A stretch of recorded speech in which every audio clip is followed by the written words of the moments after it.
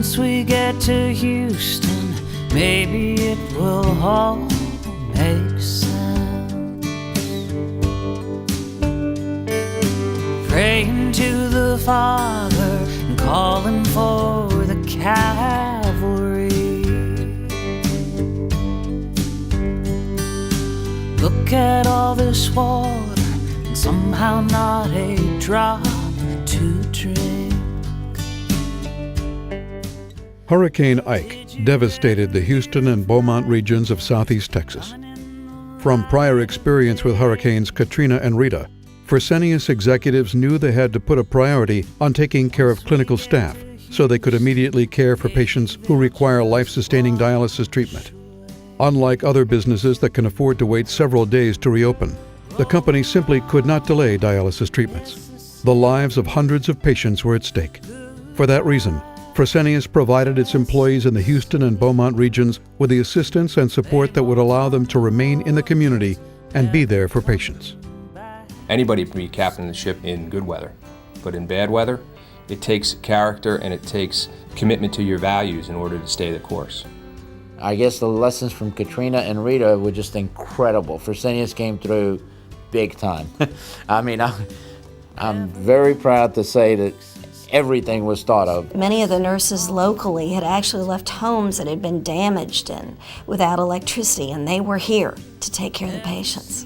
We need patients taken care of, and we need our people to be able to do that. So if we can ease all of their personal situations at their homes, do they have power? Do they have transportation? Can we help them get some kind of preparedness going on with their own homes so they can focus on taking care of our patients and we take care of them, then they're a whole lot less stress. We went into each facility, made sure that the machines were secure, covered with plastic. We made sure that the water systems were shut down. We also boarded up certain facilities that needed to be boarded up as far as the windows. Patients were prepared in the facilities. They were given medical records, the ESRD network emergency vans. They were given lists of hotlines to go to. They kept us with emergency numbers or flow charts saying if you have to leave even before we close, you've got all your information with you that you can go to another facility, whatever it is, Fresenius or not, and they will know immediately how to take care of you.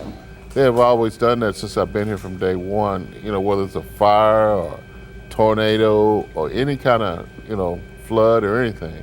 They have kept us informed from day one. Many of the patients from other facilities, they didn't have any records, nothing. We had to call in to get records, for them. So this type of preparedness was not everywhere. I think it was just very, very extensive planning on the part of Fresenius, and I think that probably sets them apart from some of the other companies. The company's response locally is in large part due to the leadership efforts and the work ethic of the team of people that were here on the ground, which was exceptional. We kind of triaged whatever clinic we can bring up the quickest is what we hit the hardest. And we're a pretty good sized team here in Houston, so we didn't just have all our manpower spread out. We went to focus on what we could get up the quickest. Wow, we did this in 6 days, which really was amazing. We got 29 clinics up, and so that was really good. We were 48 hours ahead of everybody else. In opening, but not so much even opening, but opening up safely, which is paramount to me, and with appropriate staffing and appropriate patients, not just opening the doors and saying, come on, and making a big deal out of it. We opened to protect the patients that were left behind. A lot of people would have probably died if we didn't open up within 5 days. This was pretty incredible. Yeah, it got up running pretty quickly. I was impressed. I was happy. We found that the majority of the patients, though, that we did have that called us after the hurricane had passed and we were open were from our competitors. And their facilities were not open, and these patients needed dialysis, and we had an open door policy. We were there willing to dialyze any physician's patients. And they were taking any dialysis patient who came, and and regardless of whether they had their medical records or whether they had any insurance information.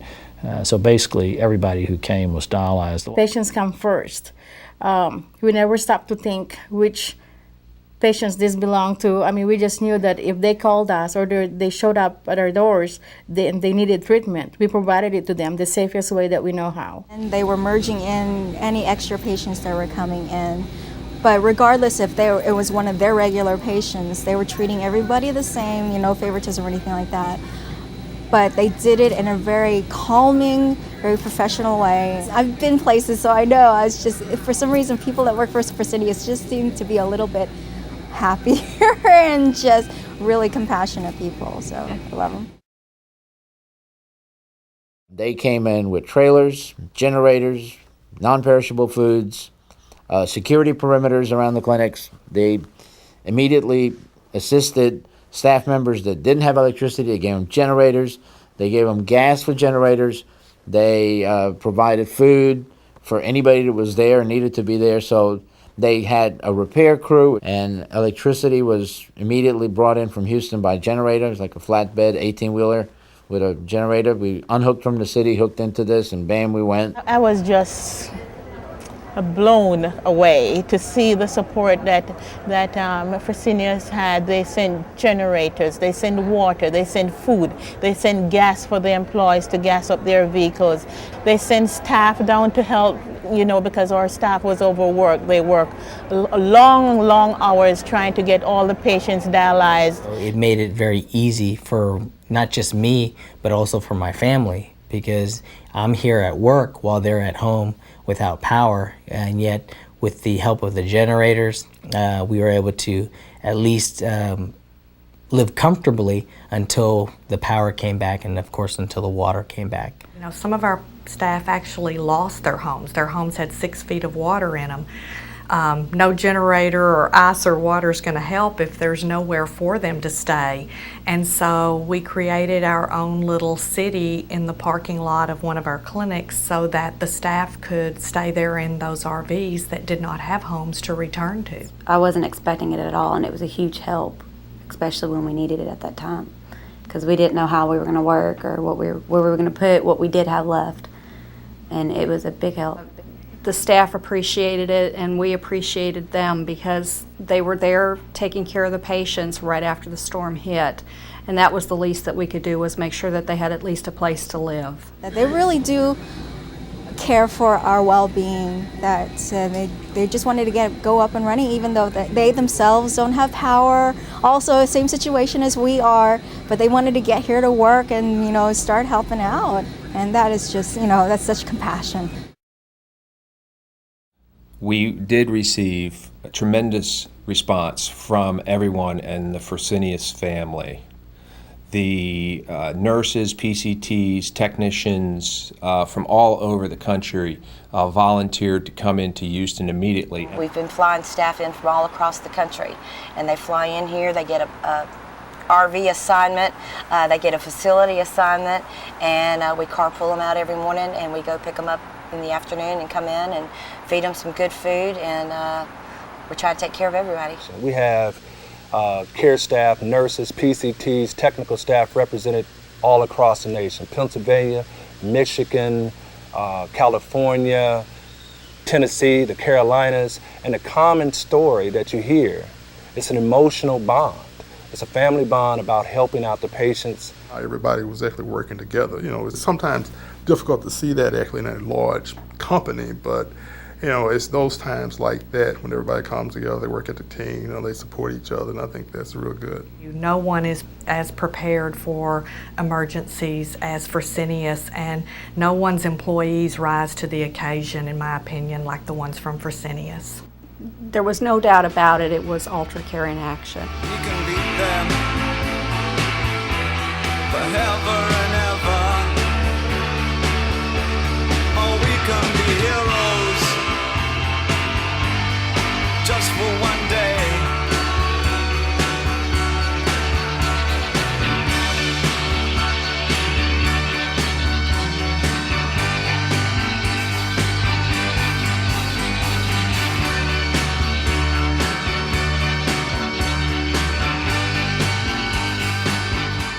think they've done it all. They provided staffing, comfort for the staffing, repairs, electricity, water, and a line of communication with patients and staff. So what else could you ask for? I've always been with Fresenius, but I've been to other clinics before, and there's such a difference between a Fresenius clinic and other clinics. The one thing is they always put the patients first and healthcare first, and that's the one thing that I've always felt about Fresenius. When you see people and staff members, from secretaries to dietitians to social workers to nurses, who all say, this is important, this is human lives, this is not just a job. That means so much to us as physicians. Our company is the people. It's not the things, it's not the dialyzers, it's not the equipment, it's not the bricks and the mortar, it's not the buildings.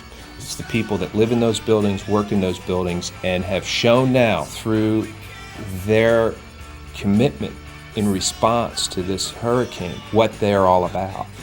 And I couldn't be prouder. We have good people as part of our team and part of our company. And I'm glad I'm part of that team and one of those people that's here to help. I've been with Fresenius for 25 years. I guess I thought everybody was like us, but after talking about it later on, I did realize that not everyone had this response for their staff and for their patients that we had. I had an employee who was thinking about leaving the company to go with one of our competitors in the area. She came up to me after this and she said, I've never worked for a company ever before that has treated me like a human being, and I will never leave this company. And after seeing all of the things that this company has actually done, I think I have the same sentiment.